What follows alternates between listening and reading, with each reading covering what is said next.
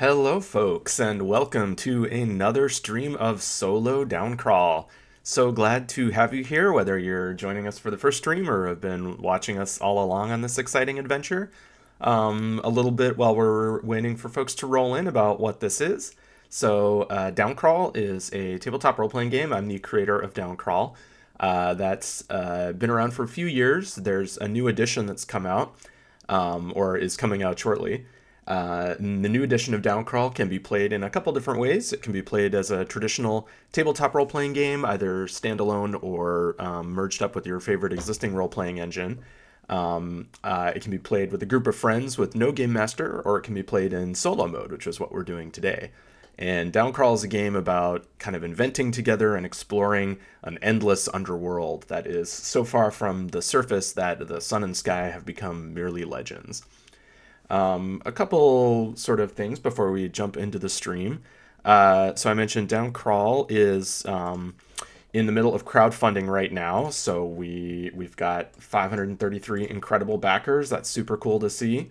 And there's a couple things I want to point out that we'll be using on the stream today. So the first of those is the Downcrawl deck. So this is an optional set of cards that basically makes rolling for table results from the book a lot quicker and easier. So we're going to be using that on the stream. We're also going to be using the Even Deeper deck, which is a second set of cards with kind of even weirder prompts. So I like my, idea generation to go a little strange sometimes. So I have shuffled these two decks together for this stream. They're kind of totally interchangeable. You can use just one, both of them at the same time, kind of whatever you want. And the last thing I want to point out from this page real quick that we haven't talked about on the stream yet is another set of cards called the Encounter deck.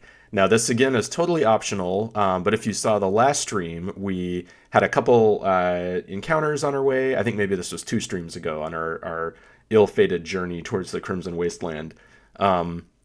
And you can roll for what you get on those encounters. But there's also this second deck that basically has different kinds of encounters and then instructions for how to draw other cards to sort of assemble them into an encounter. And this includes encounters with weird mushrooms that you might find in the deep, deep down. So I think we might bust that out today just to show it off. Again, it's an optional part of Downcrawl, but it's kind of fun, adds a fun dimension to the game. So we'll see if we can bust that out today. But yeah, check out the Downcrawl crowdfunding campaign if you haven't already. A bit about my setup here on the stream. So in the upper left of the stream, or the screen, the screen of the stream, I've got the latest version of a PDF of the rules of the game. So I will be using that to jump around between the different moves we'll be playing. And I'll kind of explain as we go what each move does and what it's used for. So even if you're just joining us for the first time, no worries. I'll keep you posted on what's going on and how things are working. In the kind of lower center of the screen, we have my table here where we're going to be playing our cards. And in solo mode of Downcrawl, this is kind of your active card area, your active play space, is kind of where you're keeping track of the current story threads and what's going on. I've got a stack of all the cards here, and part of getting set up in a minute, we'll lay this out and walk through what these cards are doing.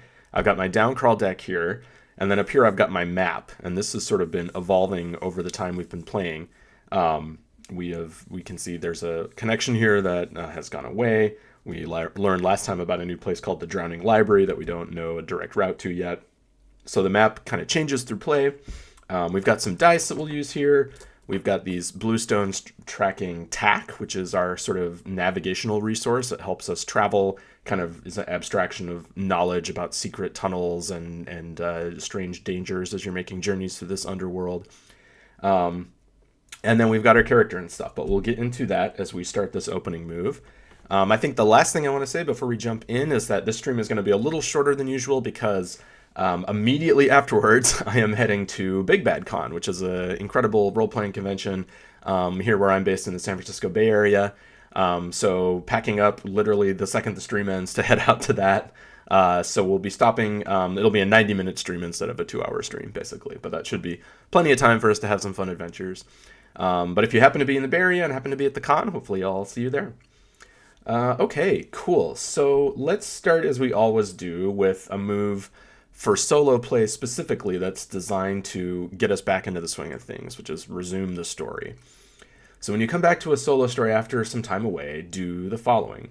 So we've got our nice quiet space laid out. I have my traditional cup of tea off camera here because it's very noisy if I put it on the table. But I find a nice cup of tea is a good comfort thing when you're playing this game.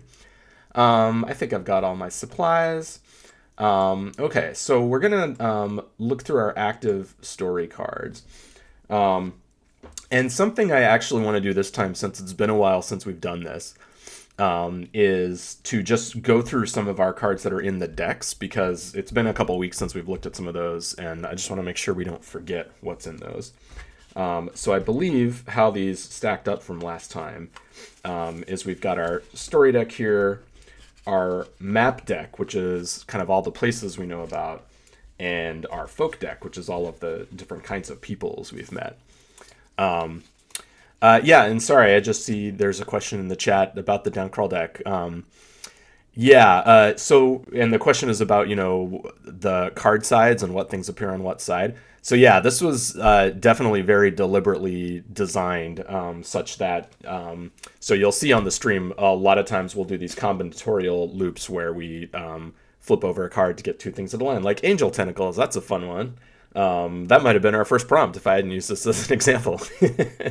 But yeah, so the stuff about what color things are so that things line up, and where things are as far as whether they're on the edge of a card or the interior card, that was all definitely very deliberately designed and went through a lot of iterations to kind of figure out where things were best located.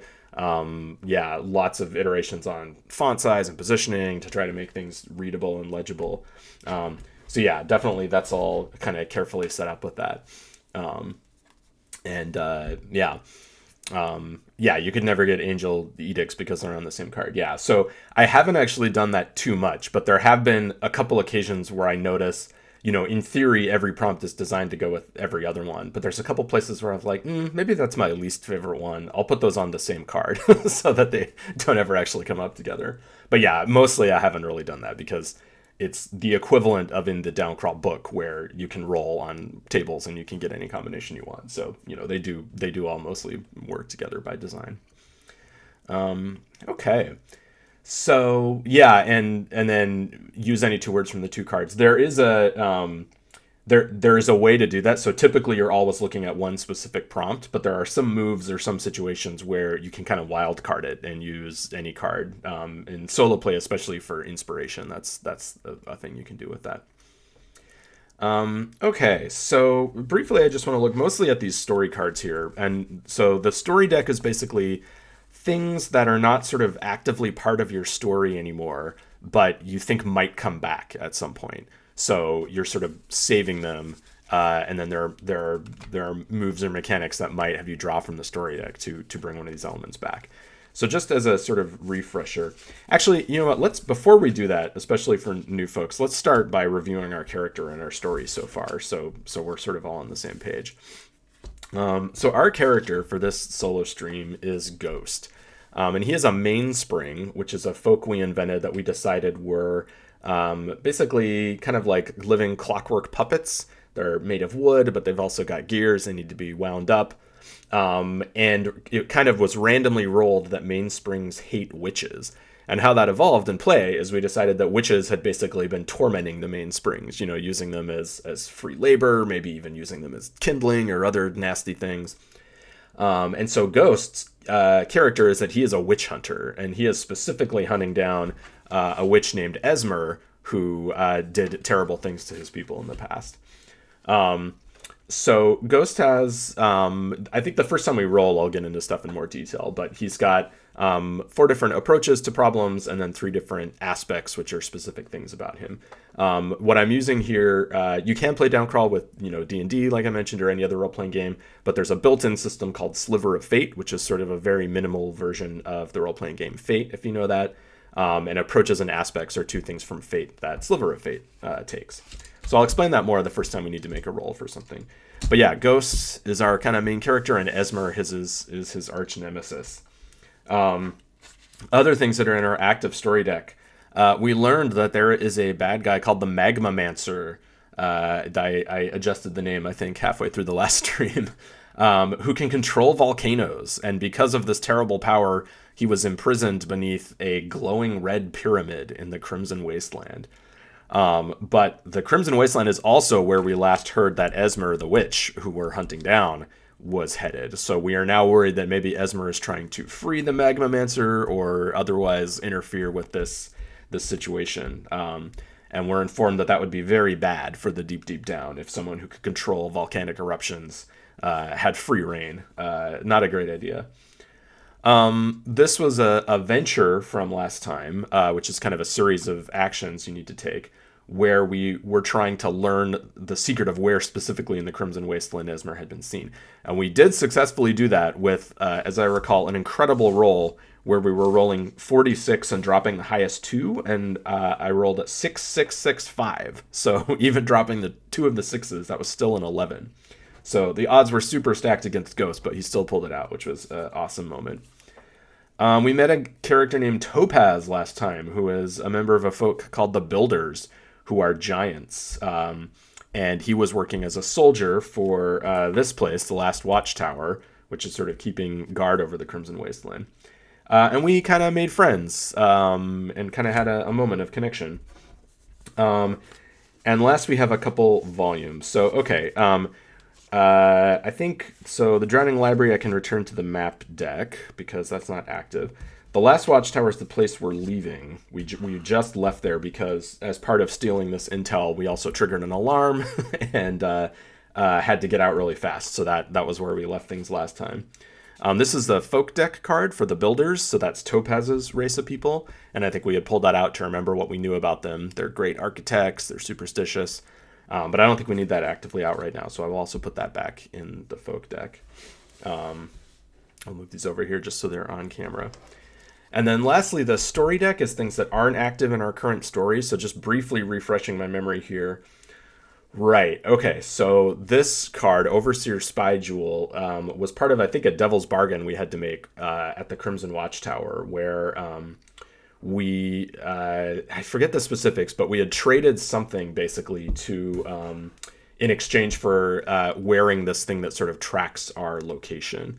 So I think basically what this boils down to is that Ghost was able to get out of here, but the council at the Last Watchtower is sort of watching him and knows what he's up to. So yeah, I think that's not active right now, but it might come back. Actually, I'll leave this one out. This is Ghost's fungal record. So a fun part of Downcrawl is discovering weird mushrooms. And we have 3 of these unidentified mushrooms called crunchy trumpets, but we don't know what they do yet until the first time we try one. So in a moment of desperation, we might gamble on the crunchy trumpets.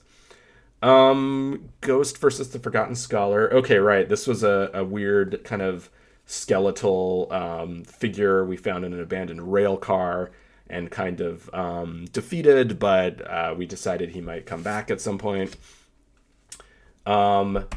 Right, and then a shaman named Whisper. So I think part of the mainspring, something we learned about the mainsprings, let me find their card real quick in here, is that they have a complex relationship with shamans. And we decided that shamans actually train mainsprings, and that's how they're able to become good hunters. So the crystal doctrine is this thing that had come up, I think, in our initial brainstorming session. And we decided that Whisper is the shaman who trained Ghost in the crystal doctrine, which helps him hunt witches. Okay, cool. So that's a lot of backstory to take in, but I just wanted to run through these story cards again so that I remember what they are and what they represent when they come up. I'm going to put my decks just off camera over here so they're not in the way of the map. This is the encounter deck, by the way. I was just moving that, but there's these different kind of encounters, and each one kind of has its own procedure. So we'll get to that in a moment. It'll be exciting. So get my decks a little out of the way here. Okay, do I need all these things out right now? I think we've remembered this, so we remember what we're doing. We learned about Esmer's whereabouts. Cool. I think we'll leave all this other stuff out.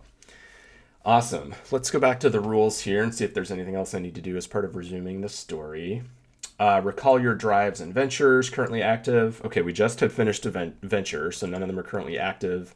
And our drive is to hunt witches. We're still very actively doing that, so that's great. And we kind of did the equivalent of this, looking at what happened last time. Okay, pick one active story card or volume detail to focus on. Alternatively, you might ask the story deck for a card. If it's a character, what are they doing when this episode begins? If it's a folk or volume, do we learn any detail about them? Interesting. How do we want to start this episode? What's our first image? I think I'm cheating a little bit because I have an idea of where I want the very beginning of this to go. But I think I want to start on Topaz here. So we know Topaz is a builder.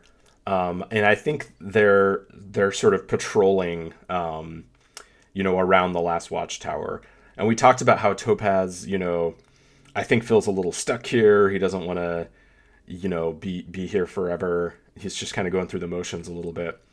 And I think as the episode begins, we hear like this distant alarm go off from the last watchtower, and Topaz kind of stops his patrol and looks over, and we see him his rocky face kind of lifts in a half smile, because I think he knows that this is probably Ghost, who is up to no good, has triggered this alarm.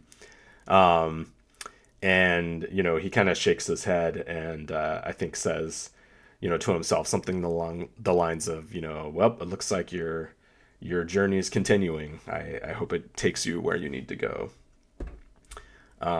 Okay, I think that's all we need for that. You can get more complicated with these opening scenes, but really the point is just to kind of find an image to ground yourself in the world and step back into it. So returning to Ghost. So the reason I wanted to start with Topaz was because between sessions here, I was mechanically looking at what's happening next. So we're leaving the last watchtower. We want to get to the Crimson Wasteland. But that actually isn't going to be quite as easy a journey as it might seem, because while the Crimson Wasteland is only one step away from us, we still only know 3 things about it. And there's an important thing where once you've learned a 4th detail about a volume, it gets a little easier to travel there. So we initially had set out from Catacomb City quite a while ago to try to reach the Crimson Wasteland without knowing anything about it at all, which is a bad idea because there's a key component in this where you want to be kind of researching your destination and learning enough about it and gathering tack that helps you make that journey happen successfully. So we kind of don't want to do the same thing again. But another way you can get a bonus to a journey is by traveling with someone who's been there before. So Topaz here, I think, can maybe kill both of these birds with one stone, because he has been stationed here right adjacent to the Crimson Wasteland for a long time. He probably knows more things about it. And if we can convince him to come with us, then that will also help to have a guide. So I think what Ghost is going to do as he is, quickly making tracks to get away from the last watchtower before he gets caught, is I think he's going to try to find Topaz. Now I could do this as like a skill check or something, but I think narratively it's really what I want to happen next. So I think that's just going to happen. I think Ghost, he's a hunter after all, right? He can find people. So I think, in this sort of wastes around the last watchtower, Ghost comes across Topaz, maybe kind of sneaks up on him a little bit. And Topaz, maybe says something like, "I could hear you coming," So they kind of have this little rendezvous. But I think the question of whether Topaz is willing to sort of abandon his duties and be a guide for Ghost is definitely a more tricky question. So that'll be a challenge. But I think first, I think Topaz is definitely willing to share what he knows for sure about the Crimson Wasteland. So let's get another detail about the Crimson Wasteland. So volumes, to catch folks up, are the places in the deep down, the kind of major places. So each of these places on the map is a volume that we've kind of randomly generated as we've been playing. A lot of Downcrawl is designed to be kind of just in time. So rather than making up a whole volume in advance, you only learn just enough information about it for the next kind of, the next moment of the story. Which is kind of fun because you don't, even if you're playing by yourself or even if you're the GM, you don't necessarily know exactly what's going to happen next. So each volume is made up of 6 potential details of 3 types. So if I hold the Crimson Wasteland card up a bit closer to the camera, hopefully you can see this. Autofocus, of course, never plays nice. There we go, almost. But there's 2 theme details, 2 terrain details, and 2 resource details for each volume. So we know the 2 terrains. We know it's a wasteland, and we know there's a sweltering pyramid in the middle, which we established is where the Magmamancer is imprisoned. And theme source of seasons. I think that's where we had the idea about him being able to control the weather. Let's learn a resource, because we don't know any resources about the Crimson Wasteland. So to do that, I just draw the top card in the Downcrawl deck. I find resource, which is here, and the resource is wine. That's unexpected, but I love it. The unexpected results are my favorite. The other thing we say is whether a resource is abundant or scarce here. So scarce would be obvious, but I wonder if because this is a volcanic wasteland, it actually is like really good for growing grapes or something like that. Is there like a contingent of people living in this kind of on the edges of this dangerous place who bottle this incredibly expensive wine? Yes. The answer is always yes. I love this. I love this. Okay. So I'm going to say abundant wineries. So I think maybe, and actually this goes really well with the kind of the notion we've been playing with of, this imprisonment of this villain, the Magmamancer, happened a long time ago. People aren't really super vigilant anymore about what he's up to these days. Kind of the in the Hobbit, Lake Town kind of getting, creeping closer and closer to the mountain because no one really believes there's a dragon there anymore. Kind of, that vibe. So yeah, I think that's a really interesting. Maybe this actually ties into the name of the Crimson Wasteland. Crimson, like red wine. There are these vintners here. I love this. Okay.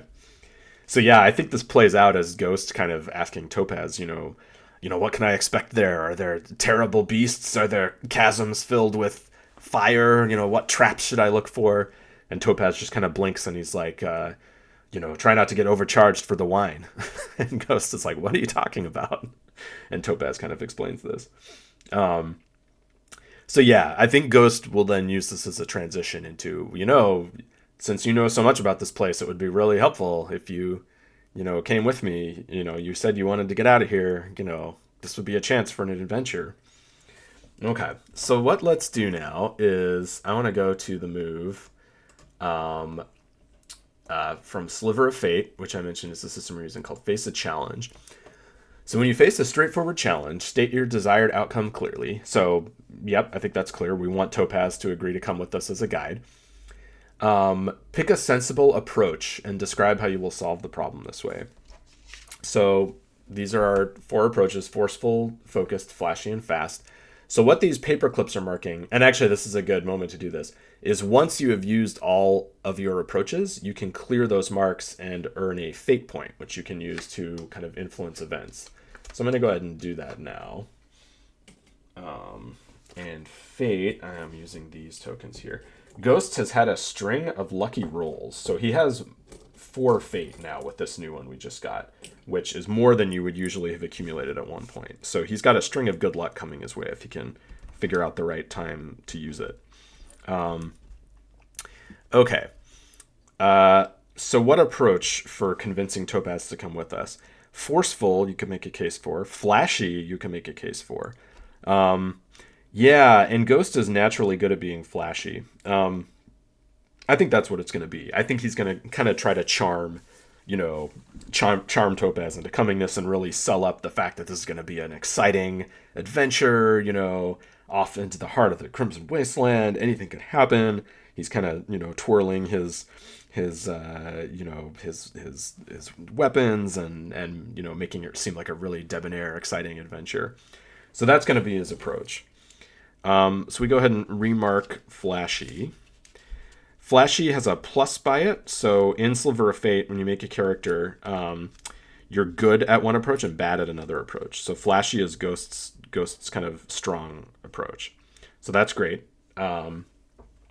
Okay, so we mark the approach, just highlighting where I'm at in the rules here.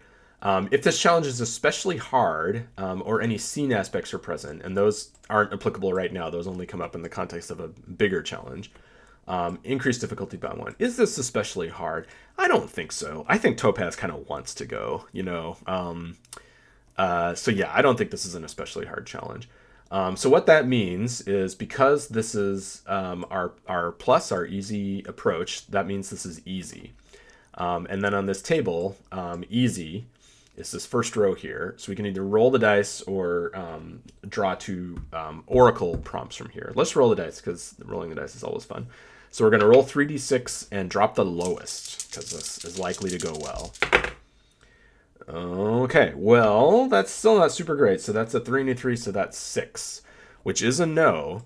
So on a no, choose one. You can conserve your strength. You don't get your desired outcome, but you earn a fate. Explain why you struggled or what you learned. Or you can push for success. And if you can invoke a narratively relevant aspect, spend 1 fate for +2 to your result. Well, we've got a lot of fate, and we really want Topaz to come with us. So I think that's a no-brainer. So I'll spend this fate, and I think the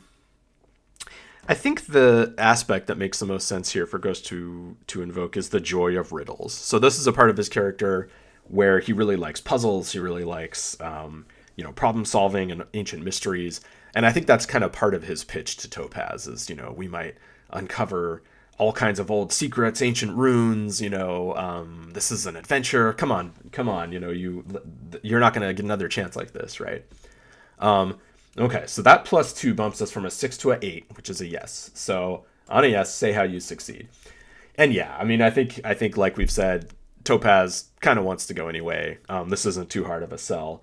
So yeah, I think he folds his arms and says something like the Watchtower Council isn't going to be very happy with me.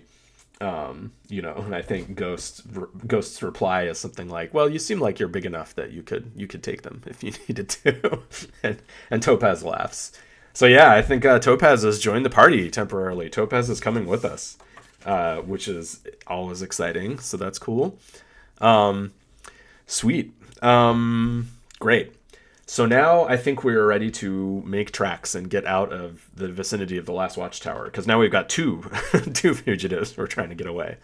So I think we are ready to plan our journey out of here. So this is a move. Under journeys, plan your journey. Okay. When you prepare for journey to another volume, determine the number of journey steps by beginning with the destination's remoteness. Okay, so remoteness is a number that basically affects how difficult a place is to reach. So the Crimson Wasteland is sheltered, which is kind of the middle of 3 remotenesses. So that means that as a baseline, it'll take 3 journey steps to get there. If the destination is connected to your current volume via a series of routes, add the length of the shortest path. So it is, and it's only 1, so that's great. So we're up to 4. You're right. And if we knew less than 4 details, we'd take another penalty, but we do know 4 now, so that's great. And if anyone you travel with has been there before, subtract 1. So that takes us back down to 3. So 3 steps is not bad for a journey, so that's pretty great. Cool. So the way we track this journey is we take a tall index card. We write the name for the journey up here. So we're going from the last watchtower to the Crimson Wasteland. And then we put a number of empty boxes equal to the number of journey steps, which is 3. And the third one is our final arrival. Cool. And as we get to that final roll, our successes and failures in these earlier steps will impact it. So we'll see how that goes. Cool. So that's it to plan the journey. So we're ready to go. So we jump to a day on the road. Cool. When each day of a journey begins, first determine the terrain you pass through by picking the first option that matches. If this is the first day of the journey, it is. Pick a terrain detail from your starting volume. Okay, so we're leaving from the last watchtower. Scorched, the 2 terrains we know for it are Scorched Refuge and Gray Moraines. I think we'll stick with Scorched Refuge because we decided that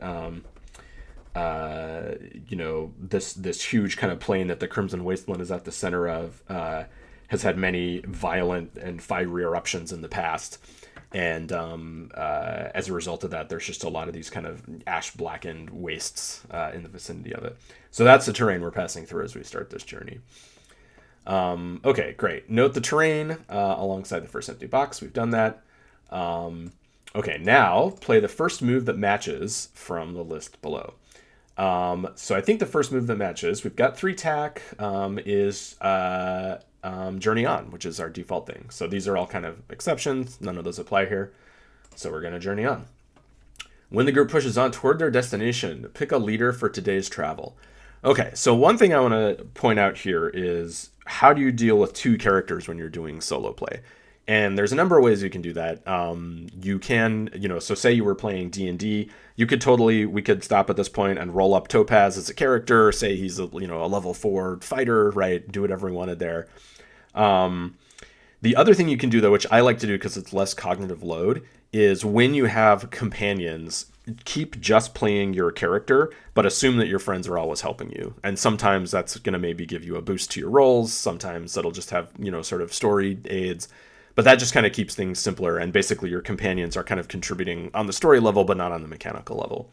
But that's kind of totally up to you and how you prefer to play. And obviously, if you were playing non-solo in a group, then maybe Topaz is another player character. But that's how we do this. So what that means is that mechanically, Ghost is basically always going to be guiding us, although maybe Topaz is sort of helping us and giving us advice, because he's the one who knows this, terrain fictionally. Okay. So I think that definitely is what's happening. Topaz is telling us where to go and is giving us directions and advice. Okay, so we're going to roll 2d6 in a second here, but consider the following modifiers. This is our first day of travel, so this one doesn't apply. There are no active dangers right now, so dangers are over here. We had one earlier and we crossed it out. Dangers are basically things that are making your journey more difficult. And as those accrue, it makes it sort of more likely that you're going to get dangerous and bad encounters for you. But we're just starting out. We don't have any yet. That's great. And then finally, +1 for each point of tack spent on this roll. So we have 3 tack, and that, again, kind of represents our navigational wisdom and kind of travel moxie is how I like to think of it. Now, this is an interesting choice because we will have to make 3 rolls during the course of this journey. So we could spend 1 tack per roll to just get like a little booster each time. Or we could kind of live a little more dangerously and hoard it to hope our final roll goes well and really juice the odds of that. I think I'm a little inclined to do that. I think I won't spend any tack on this first roll, and we'll just see where the wind takes us. Narratively, though, because Topaz is guiding us and we have established he knows the area, I am going to add a +1 for that as part of this philosophy I was saying earlier of if you're just playing your main character, let your friends help you when it makes sense. So we'll take a +1 for Topaz being here. So let's see what we get. Okay, 3 and 3 is 6, +1 for Topaz is 7. Okay, that's just barely enough for this middle success category here.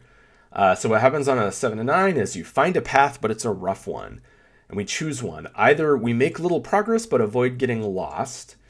Or we force our way through, but attract unwanted attention. So we could either basically add a danger or recover attack, but not make progress. That's interesting. I think we really do want to make progress. We really want to get to the Crimson Wasteland. We don't want to dilly-dally in these ash wastes. So I think we're going to take this second option. Force your way through, but attract unwanted attention. Okay. So we log success, which we do by making a check mark in this first box of the journey. But we add a danger and explain what portent we see of a lurking threat. So add a danger is pretty simple. Basically, we just roll on this other table here and add it to the list. So the table of portents is sort of, it goes hand in hand with the table of threats, which is a thing you use when dangers reveal themselves or when you have travel encounters. And portents can lead into multiple threats, but we don't know which one. So it's a sign of something bad, but we're going to find out later what the bad thing actually is. So I'm going to go ahead and roll on this. Okay. And when you're rolling on the tables in Downcrawl, rather than add the dice together, you read them from top to bottom as they fall on the table. So I read this as 1-5 rather than adding it as 6. So 1-5 on the portents table here means terrible nightmares or waking hallucinations. That's ominous. Yeah. So I think Ghost and Topaz are setting out on this journey. Yeah, actually, this kind of ties in a little bit to it because we established earlier that Esmer kind of had been leaving traps for Ghost. So I think we're gonna go with kind of like hallucinations here. Like Ghost pretty soon starts like seeing things, hearing weird whispers. He's kind of a little paranoid, um, and isn't sure if Topaz is hearing them or not. Um, but yeah, he's sort of very unsettled and not sure whether what he's kind of hearing and seeing is real or not. So I'm going to add weird hallucinations to the dangers list. And then the other thing you do for portents is you can see that there's 3 numbers for each of these results. Um, where is the one I rolled? Yeah, right here, 1-5. Um, and we can roll for this. We can pick one at random, which will be our doom once this danger is eventually revealed. Um, so let's go with, and even I as a designer don't remember what these are. Let's go with 1-3. So we're going to write that over here.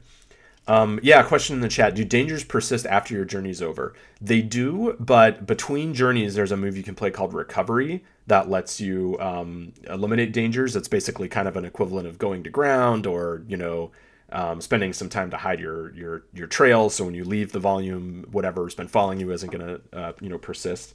But yeah, by default, dangers do persist between journeys. Okay.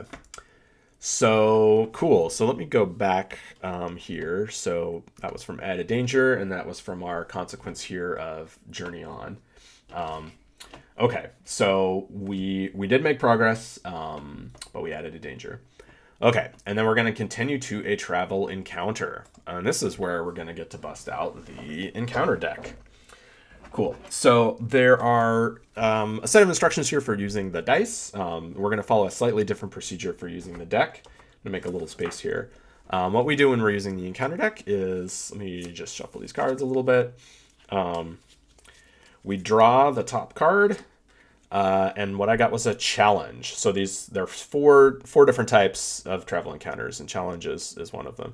So what this says, again, sorry about the focus, is this basically just gives us the instructions to follow. So I'll just walk you through this rather than reading that text for you. So the first thing we do is we draw another card and we look for the challenge context. So I really wish I could get this to focus. There we go. So we've got a couple options here. Ancient Battlefield, Crack Oozing Bright Orange. There's also, we can flip this upside down to get 2 more. Swaying Catwalks or Magic Mirror. Yeah, Crack Oozing Bright Orange Goo with a strong fungal effect. Cracks in the ground seem relevant for like a volcanic place. So let's go with that one. So what I'm going to do is I'm going to slide this under the card. I should also point out the encounter deck cards are still kind of prototypes, like the design and art and stuff isn't super final on them, so this will hopefully get a little nicer before final play. And particularly in the final version, this part is going to be a little simpler. There's going to be a symbol that helps you align this. But basically, you align this under here, and this is labeled challenge on the card here. And then the card tells you that you also need to draw an opportunity and a threat to sort of complete this as a little vignette. So I'm going to draw an opportunity here, and that's up here. You can see this says opportunity of treasure, and it says weapon, and there are some italicized options here. Rare, magic, ancient, set, famous. Okay, so the opportunity is something that we could get if this challenge goes well. It's like a potential reward if everything works out. But it also has a threat, and we get a threat of complications to reality.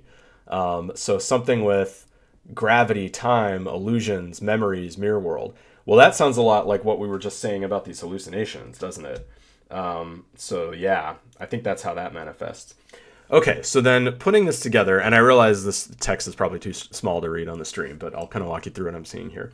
putting this together, we have this three component. We come to a place with this crack urging bright orange goo that has a strong fungal effect.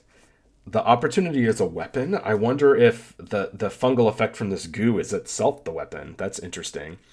And then, but there's a threat to reality, which is that these like weird hallucinations and stuff are getting stronger. Okay, this is cool. So, yeah. So I think I'm trying to think, yeah, how if Topaz is affected by these illusions or if they're only hitting Ghost.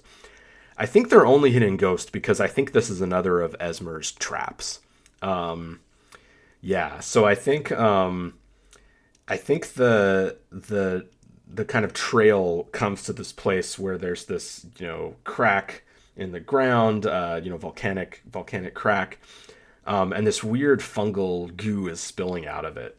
And there are like spores in the air, and it's really, Ghost is hearing the whispers are getting louder and louder. He's seeing weird shadows. He doesn't know what's real or what's not anymore. And I think, Topaz finally notices that Ghost is really having a hard time. And he's like, what's going on? Are you all right?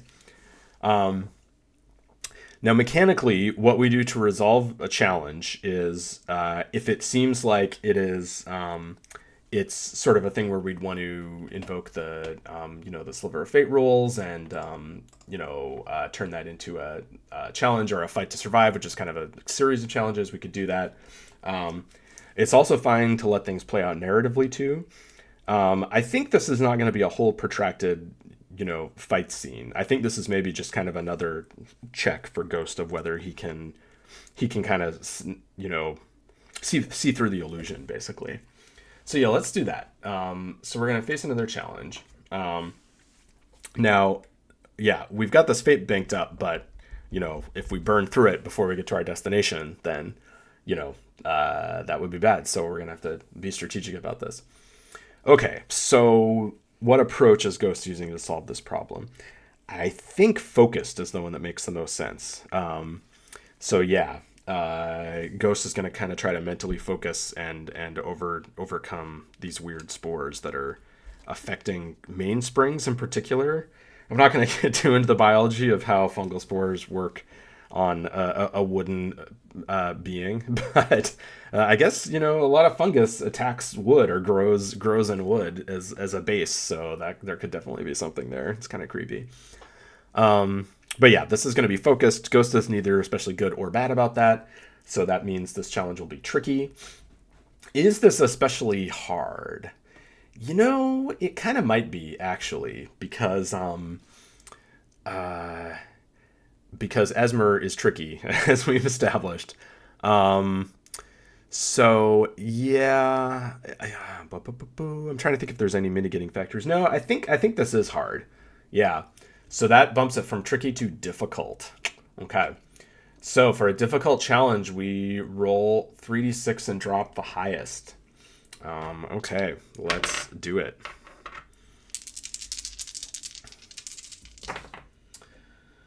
Ooh, well, I rolled 611, so I'm paying for my lucky rolls last time. So that's a 2, which is pretty bad. In fact, that's so bad that I don't really even think fate can save us, because we'd have to spend, because we get a +2 for each fate, so we'd have to go from 2 to 4, 6, 8. We'd have to spend all of our fate to recover from that. I don't think that's worth that. So I think we're going to take the mulligan on this. I think Ghost is just totally, overcome by these spores. So what we're doing here is we're conserving strength. We're not going to fight back. We do get another fate. We're keeping it in the bank. But we have to explain why we struggled or what we learned. I don't think we're learning anything here. I think we're struggling.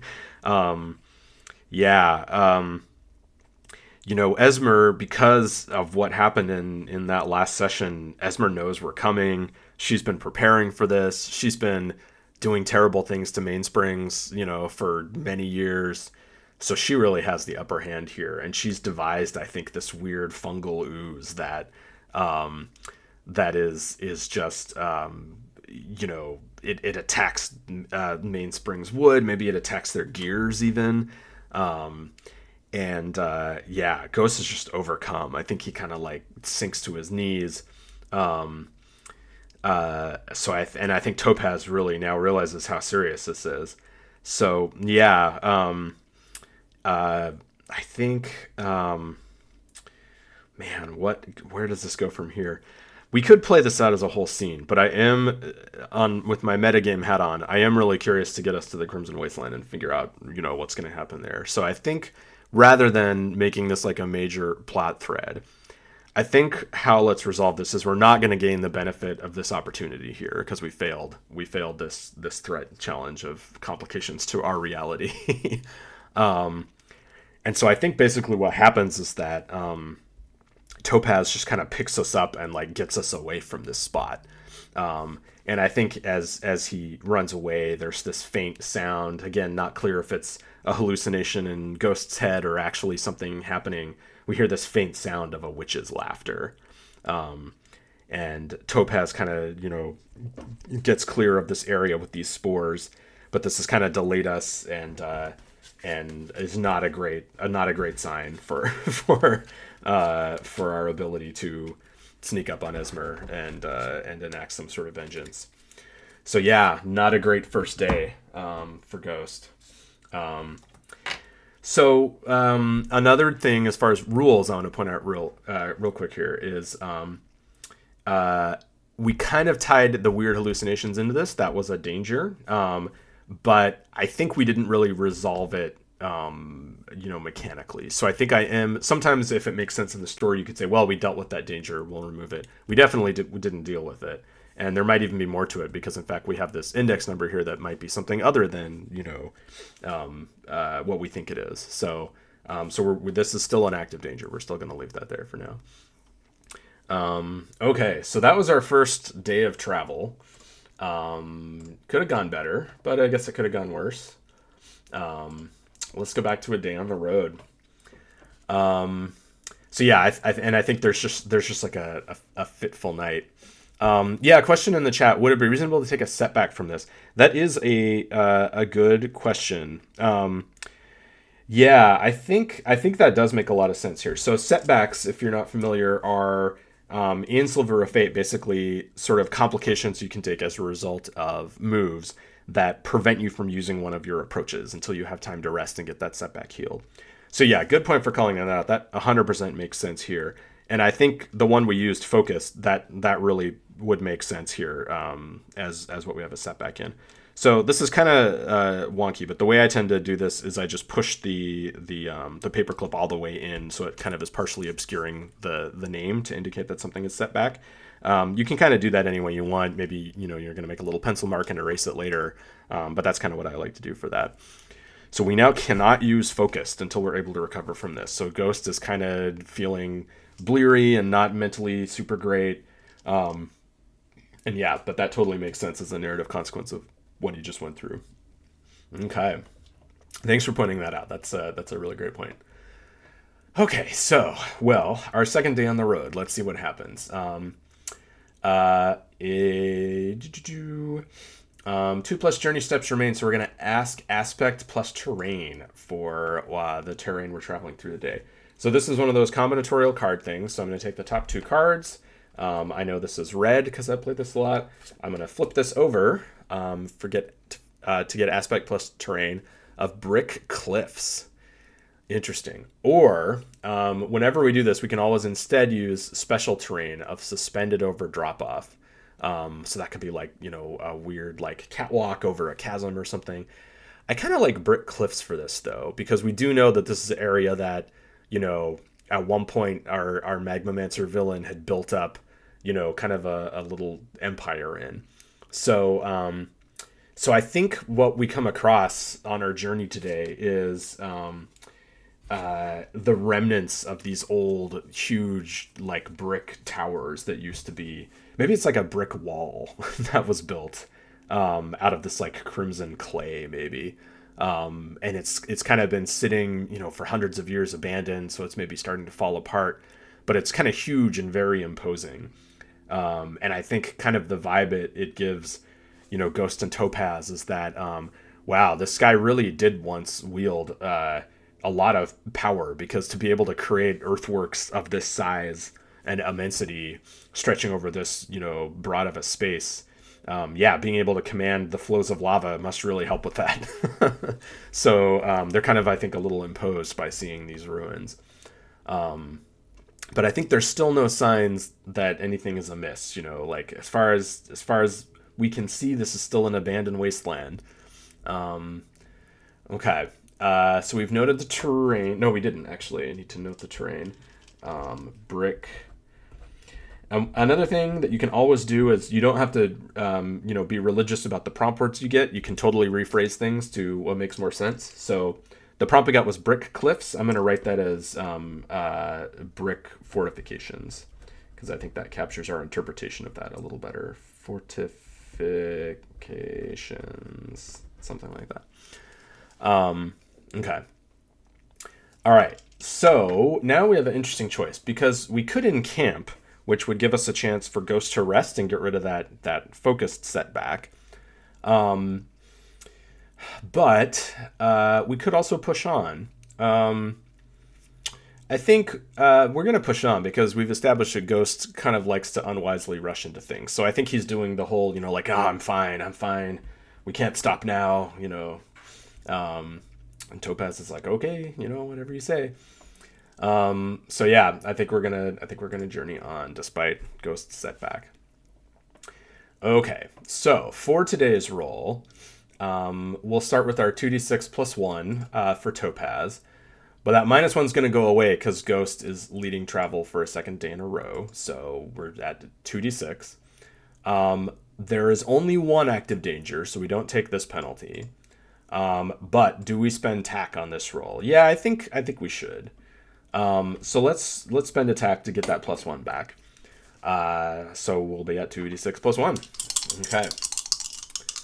Let's see. Ooh, well, that's a little better. So that's a 1 plus 4 is 5, plus 1 is 6. So that's just under what we need for a partial success.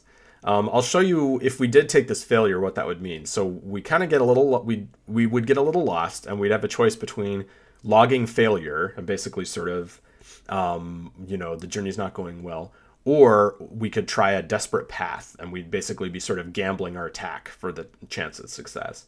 But we don't have a ton of attack to gamble with, so that would not be great. Neither of those options would be super great. So I think I actually want to spend a fate to boost this number up here, because, like I said earlier, we've got a bunch. So I think we'll use the Crystal Doctrine here.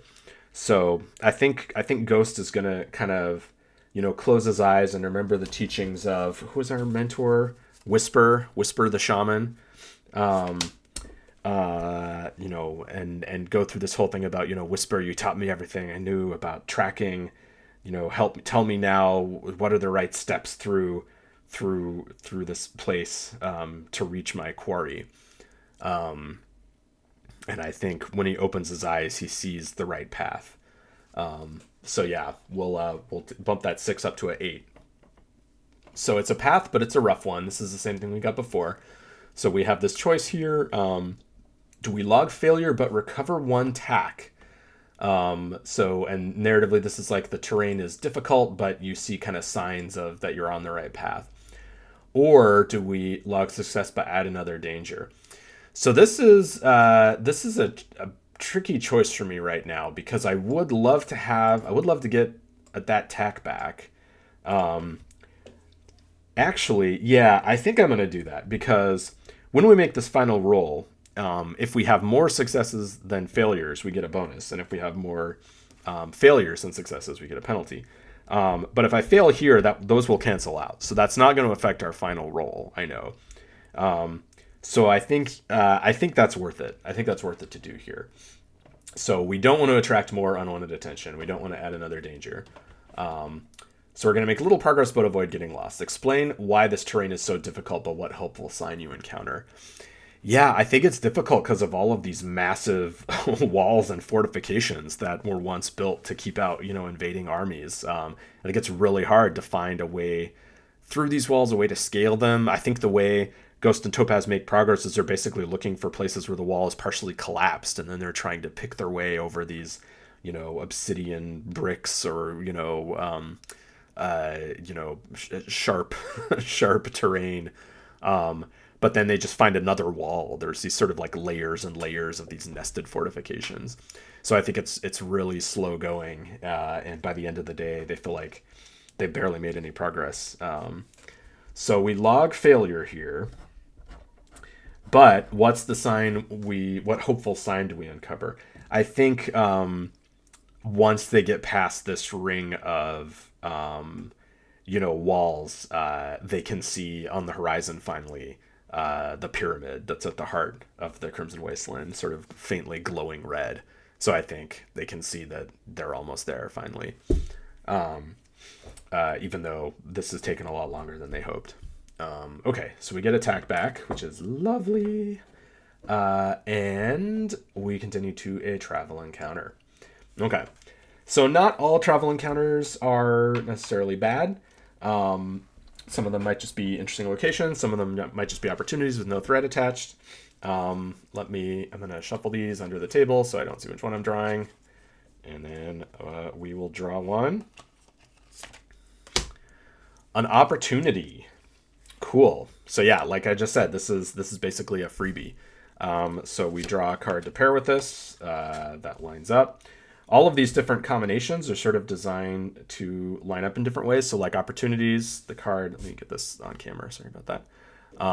If you line up these symbols, the card is kind of left aligned with itself, so it looks correct.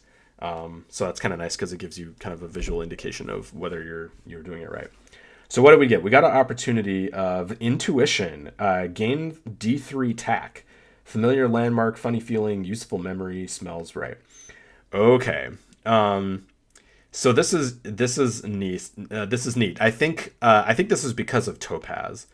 I think Topaz didn't know the way through these barriers, but he's sort of studied the pyramid and the fortifications of it. So once we're past all of that kind of external stuff and we're actually getting into the Crimson Wasteland itself shortly, he's like, oh, I know where we are. I know what we have to do. We have to take this valley and walk through this, ridge or whatever. So I think, yeah, that's how that manifests. So we get D3 tack. That is great. And a D3 if you've never rolled one before. The easiest way to do it is just 1 or 2 is a 1, 3 or 4 is a 2. So this is a 2. So we now have 5 tack, which is fantastic. I wish on our initial journey we had 5 tack setting out, because that would have probably gone a lot better. Cool. Okay, that's great. And that's all we do for that travel encounter for today. So easy peasy. Okay, so we're back to our final day on the road for this journey. If this is the last journey step, pick a terrain detail from your destination. So we know that. Wasteland or sweltering pyramid, and yeah, I think it's the pyramid. We're approaching the pyramid. Getting right to it. Yeah, and I think we described this as being like super hot, like so hot it's like red hot almost. So yeah, I think even though we're still a ways away from it, we can feel the heat coming off this thing, and there are just, dead, nothing can grow here because it's too hot. There's this, that's part of the waste, right? The Crimson Wasteland. So yeah, just sweating and unpleasant. Although maybe actually neither Ghost nor Topaz sweats, probably, because one of them's made of wood and one of them's made of stone. So maybe they're actually fine. They're actually not that uncomfortable, but they definitely are noticing the heat. And certainly wood can burn, so Ghost doesn't want it to get too hot. But yeah, I think that's the terrain. Okay. If only one step remains, try to reach your journey's end. That's what we're doing. Okay. When facing your final box of the journey venture, pick a leader to guide you through the home stretch. That will be Ghost for us. Prepare to roll 2d6. Okay. So like I said, we have an even number of successes and failures, so those cancel out. We can get bonuses for each point of tack we spend on this roll, which is awesome. So we really want this to go well. So I think I'm going to spend 3 tack to get a +3 on this roll. And make it extra hilarious when I roll 2 ones. But yeah, let's see how it goes. Okay, that's 6 and a 1 is 7, +3 is 10, which puts us in the best success category. Amazing. Cool. So on a 10+, you reach your destination easily. Either gain 2 tack or remove a danger. Now you might notice, just as a quick aside, we just spent 3 tack, so it might seem sort of weird that we gain tack back. But this is actually sort of a deliberate thing where you're sort of incentivized to gamble a lot of tack to make sure you get this result and get some of that tack back. But if it goes poorly, you've lost that tack. So that is definitely kind of a deliberate, gambling moment there. But it worked out in our case. So, okay, but we also have the option to remove a danger. Do we want to remove these weird hallucinations? Or get 2 tack back? I think let's. Oh man, that's a tough one. I think let's get the tack back. So I'll take 2 tack back. I think we haven't really dealt with Esmer, the source of this, so it makes less sense to me that we would be able to shake that off at this point. I think if anything, we're like right in the heart of the danger here. So I think these are going to stick around. Yeah. But we're pretty confident that we know where we are, which is great. Okay, so we have arrived. So I'm going to scroll down to the end of this move. Whichever volume you've arrived in, ask for any unknown details of it. So sort of as we are arriving and getting the lay of the land, we kind of learn the final, things about this place. So we have 2 unknown details. There's a theme and a resource. Let's start with the theme. Okay, so Dictator is one option, and there's 2 themes on every card. Or hostile to, that says persons. Let me just go ahead and draw a person to see what that would be. Hostile to grave diggers. Well, that's kind of funny. Dictator seems so obvious, though, with what we've established fictionally so far, that I think I'm going to have to go with that. But that implies activeness. That implies that there is an active dictator here right now. Okay, let me do some cleanup here. Okay, we finished this journey successfully, so that's great. We can discard that. Okay, fungal record. I'm going to put this back in the story deck because until when we want to use that fungus, just to make a little more space here.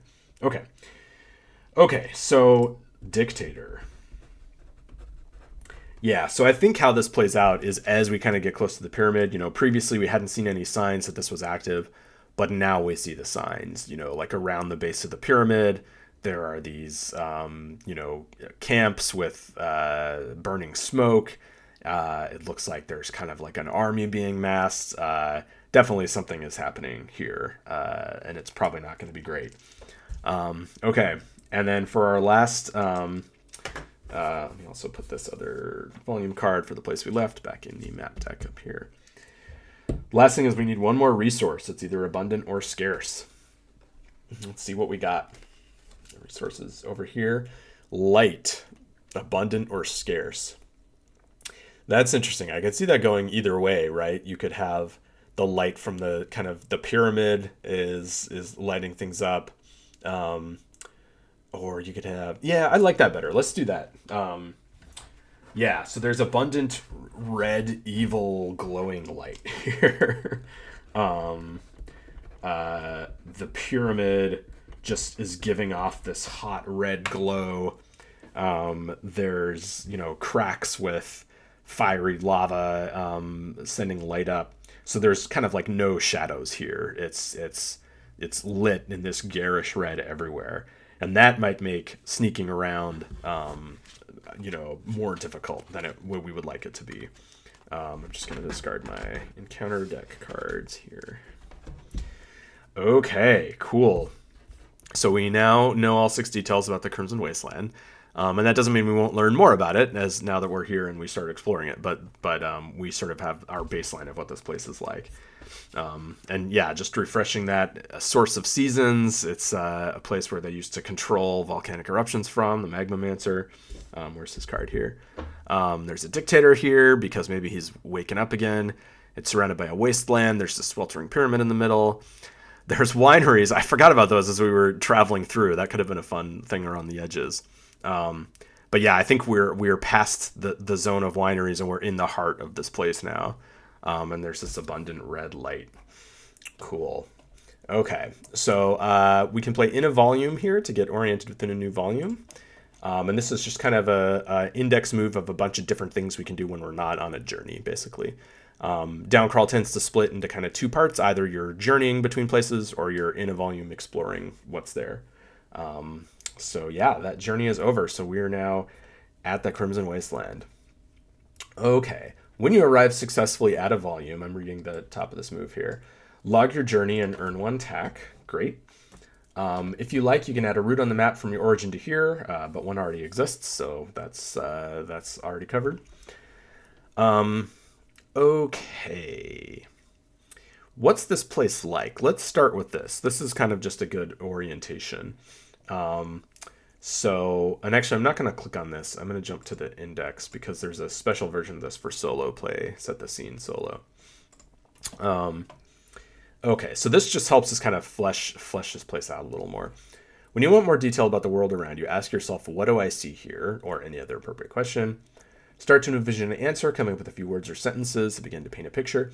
If playing with the Downcrawl deck, you can draw a card, and any word on that card can be used to inspire a potential response. So yeah, I think let's do that because I kind of have that general picture of this place, but I feel like I don't have a lot of specific actionable details. So I'm going to take a card and then I'm going to see if any of these words catch my fancy. Dungeon, roads, rubble over here is interesting. There could definitely be a lot of that around. Monsters. Yeah, okay. So this is the first thing that kind of grabbed me. I think this army camped at the base of the pyramid is not nice. I think there are some kind of terrible creatures here that the Magmamancer has perhaps created or summoned or something. I'm going to draw another card for inspiration for what these creatures are like. Let's look at action. Oh, dig. That's interesting. Maybe they're burrowing creatures. Yeah, that goes a lot. To me, that kind of feels like that aligns with Earth magic power, right? Yeah, so I think there are these huge, like armored beetle-like creatures, maybe that have kind of broken up through the deep Earth, like they've all been called here, like moths to a flame or something. And I think they're like the size of like buses, and they've got this like tough exoskeleton armor, and like I don't know, glowing eyes or something. I think they definitely look extremely imposing, and there's a lot of them and clustered around the base of the pyramid. And I think maybe there's some more regular looking folk who are kind of tending them and guiding them and stuff. But yeah, okay. So I want to remember this detail. So what I'm going to do is add a local detail, is what this is called, to the Crimson Wasteland, which is basically for all the sort of things you invent that you're in a place that you want to remember.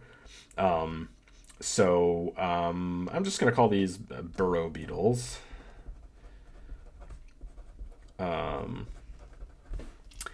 Yeah, so this pyramid is surrounded by burrow beetles, and they look nasty. Okay. So continuing on through this move, we can kind of keep setting the scene, but there's a couple of key phrases that help us kind of maybe push things in surprising directions. And one of them is, it's even stranger. Add a weird or wonderful twist to what you just said.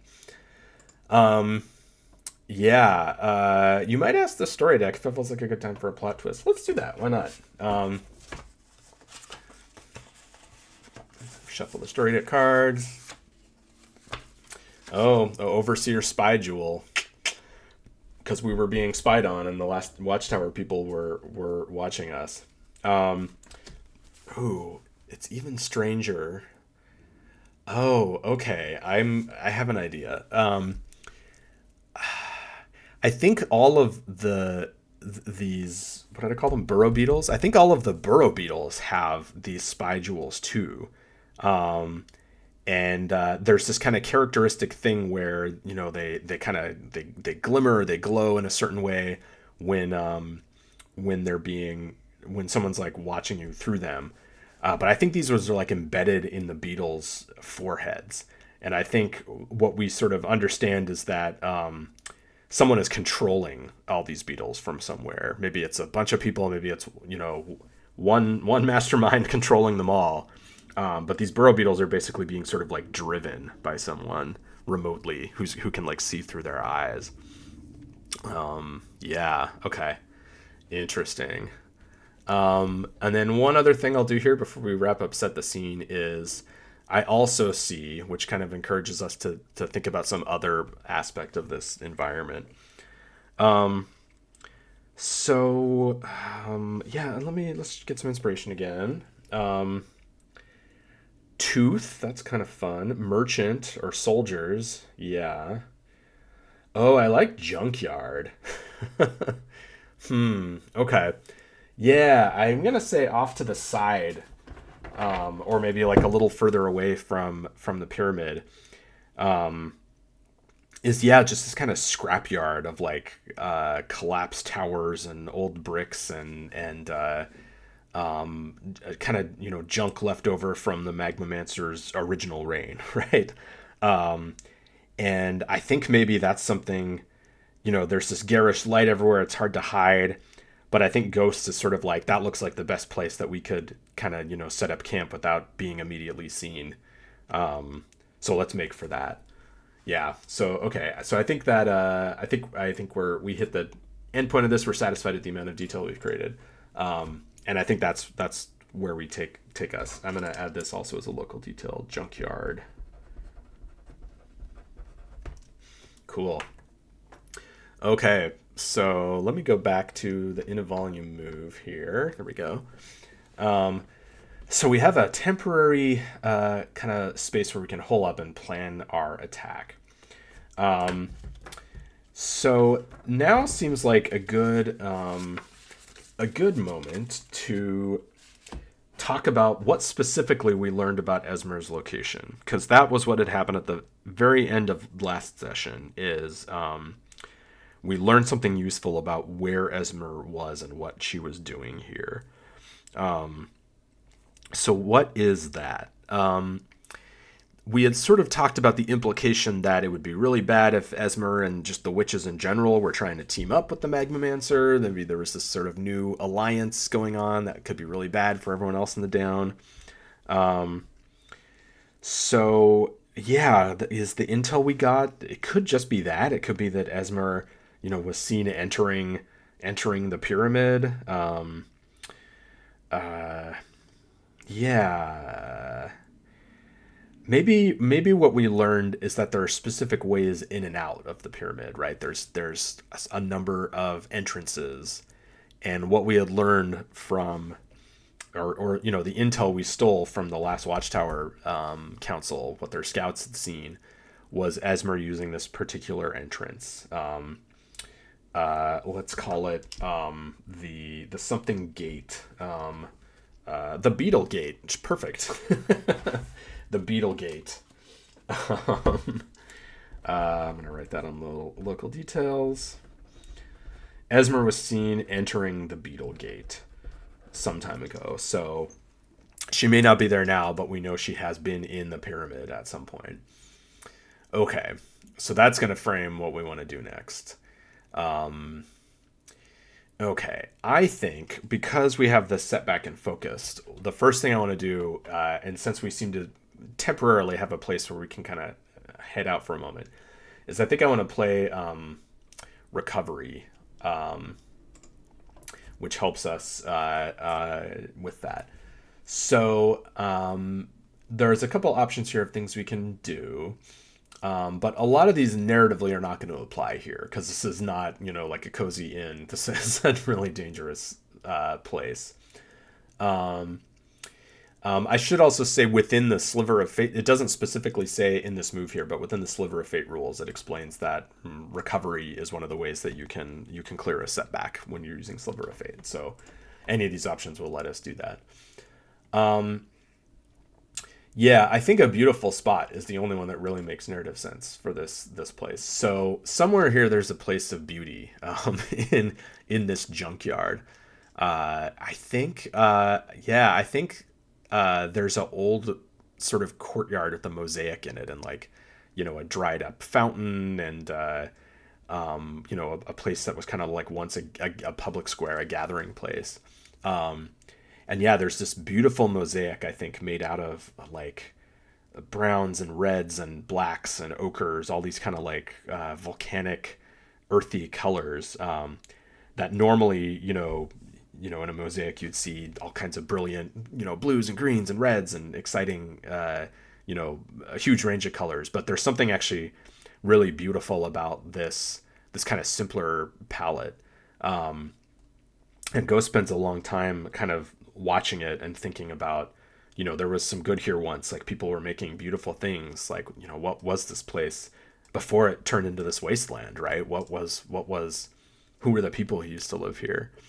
And I think after a while, it kind of helps him, refocus his mind and remember why he's doing this, right? He thinks back to, his people, the main springs who suffered, and he's like, you know, I'm here on a mission. That's more important than anything. I have to keep that in mind.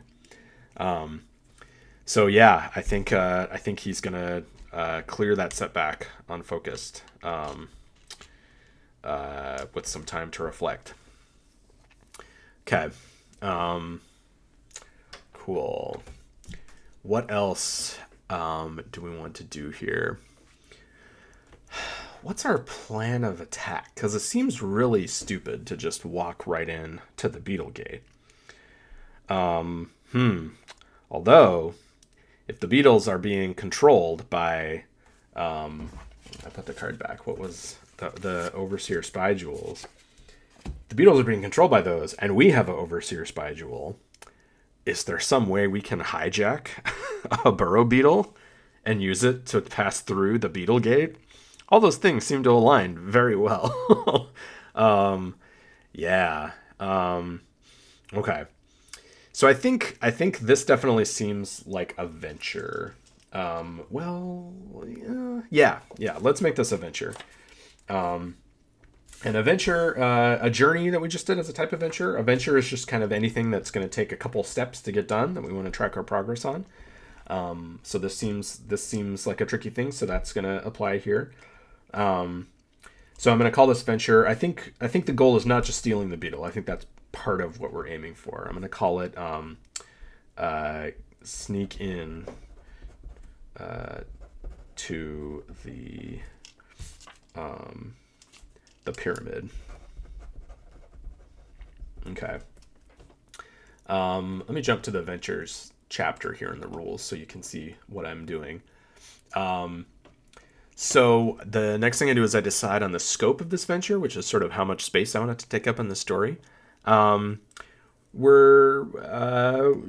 don't want to drag this out too long, so I think it's fine for this to just be the equivalent of a one scene venture here. So we're just going to do 3 boxes here. This is just like our last journey. It'll be pretty tight. Um, okay. Yeah, and then this just kind of explains how ventures work, and we kind of have gone through that with journeys, so we kind of know the score here. Um, so what's the first step to carrying out this plan? Um, I guess it's figuring out if we can even turn the jewels to this purpose or not, because that was kind of a big ask. So can we actually do that? Um, yeah. So, okay. So I think there's two of us. We can experiment with this. Yeah. What does Ghost loves the joy of riddles. We have that as one of his aspects. So that definitely seems like a thing that could apply here. So yeah, let's face a challenge for this. Right. Okay. So what approach is Ghost going to use to tackle this? Focused definitely makes sense.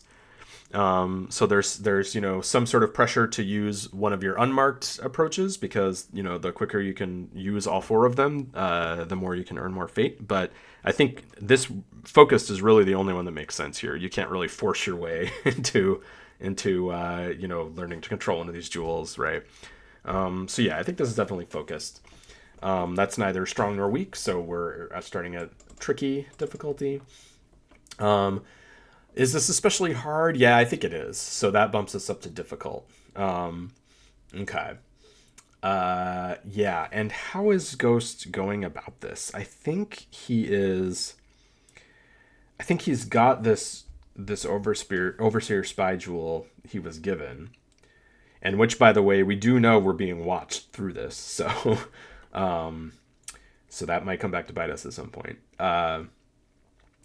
But yeah, I think he's just kind of puzzling over it, and he's maybe there's some crystal doctrine involved here, right? But he's trying to magically figure out how this works, what energies it's attuned to, right? How does it do what it does? Okay, but I think this is difficult. Just for a change of pace, I will use the cards this time instead of drawing the dice. So if you're using the deck and you've got a difficult challenge here, you draw two from the Oracle. And keep the worst. So the Oracle we haven't looked at this stream yet. It's on the back here. And it's basically, we can see the die roll if we need the numbers. But it's a yes or no answer usually. And then some twist. So we're drawing two and keeping the worst. They're both no. So I will keep the lowest of the two no's. And what we have is no and someone finds out. So yeah, if we're playing with literally a spy jewel, that seems like that makes sense. Is who finds out who we thought it was, or is it someone surprising? I think maybe it's someone surprising. Yeah, I think Ghost is meddling with this thing. Okay, before I get too far down this path, though, I should remember I can spend fate points to make this a yes, actually, and I may want to do that. Let's see. So that was a 4. So I would have to spend 2 fate to bump that up to a success. But that might be worth it here because this feels like it could be bad. Yeah. And we did kind of mention the two things that tied into this, right? Joy of Riddles and the Crystal Doctrine. So I think I will spend 2 fate to invoke both of those aspects and say that what happens is, Ghost is kind of trying to meddle with this thing and figure out how its magic works.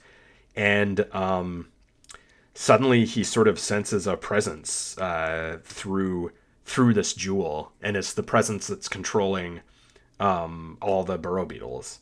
And he's like, "Oh shit, this goes both ways."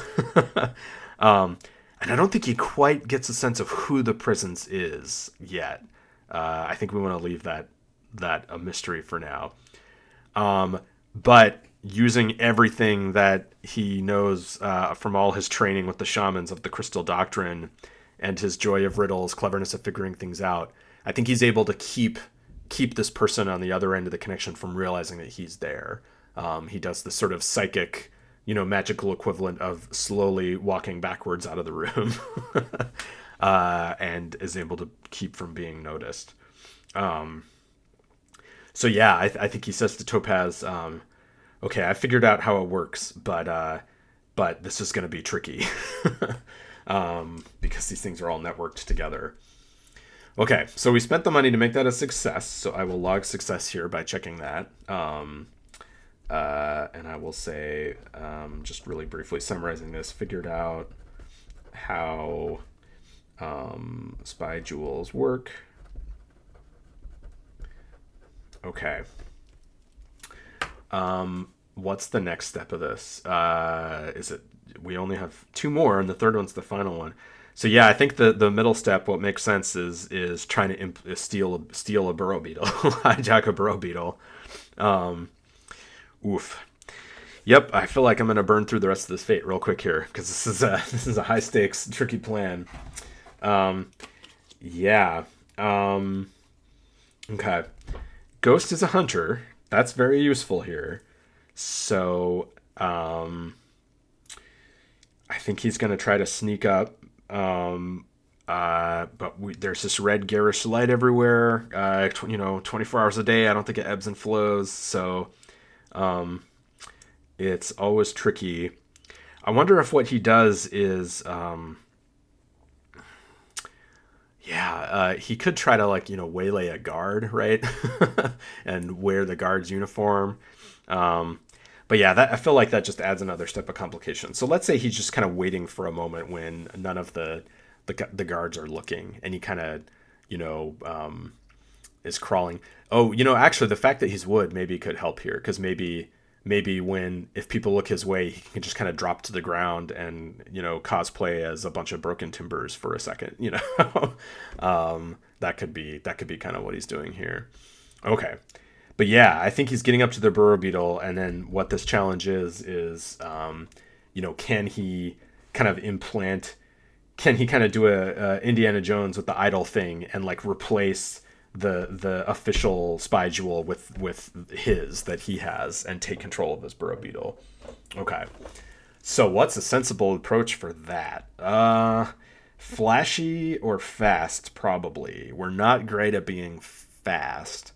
But if we did do that one, that would let us mark that approach, and we'd be closer to marking all four. Ooh, but the stakes are pretty high if we screw up. I'm gonna stick with flashy, which we have a plus in, so we don't get to mark anything, but we do get that plus. So we're at easy, but is this challenge especially hard? Oh yeah, for sure. So that takes us to tricky. Okay, let's draw again. We're gonna just draw once for tricky. Oof, no, and the situation worsens. Dang. And again, that's two, so we don't have enough fate to spend ourselves up to a success there. Oof. Yeah, I think clearly the obvious way for that situation to worsen is for Ghost to get caught. Yeah. And conveniently, we are just about right at the time I was going to stop, so this might be a good cliffhanger moment. I don't know why the focus has gone out. I apologize for that. Look at all of these clear lines that you could focus on camera. Well, whatever. It'll figure itself out. Yeah. Yeah, I think Ghost gets caught. So we're going to, on a no, we're going to get a fate back for this because we're going to need it soon. But yeah, I think how this plays out is Ghost is kind of sneaking up to this huge burrow beetle and is kind of trying to do like you would comfort a horse, like easy boy, but he has no idea if the species even reacts to that kind of thing or not. And I think he kind of comes up to the spy jewel there, and he he sneaks up to it, and he very expertly and deftly goes to pull it out and yanks it free and gets ready to stick the other one in. But the beetle just immediately starts shrieking with this like high pierced insect wail. And all the other beetles and all the other guards like turn around to look and see Ghost, this mainspring hunter, standing there red-handed with these two jewels in his hand. And I think Ghost utters a traditional mainspring epitaph, and that's where we have our cliffhanger for this episode. Yeah, dang. We ended the previous stream on about the best roll possible, and then we end this one on about the worst roll possible for poor Ghost. So yeah, we will find out next time what happens, how Ghost escapes from this situation. But yeah, thanks for watching. Next week we'll stream again Thursday at 5 p.m. It'll be Halloween, so I'm gonna try to make it a little extra spooky stream. So join us, and we'll get into some fun Halloween stuff. The Downcrawl crowdfunding campaign is still going on for another 22 days, I guess, according to this countdown. So check that out if you're not a backer yet. We'd love to have you join the expedition. And yeah, thanks so much for watching the stream, and hopefully we'll catch you at the next one.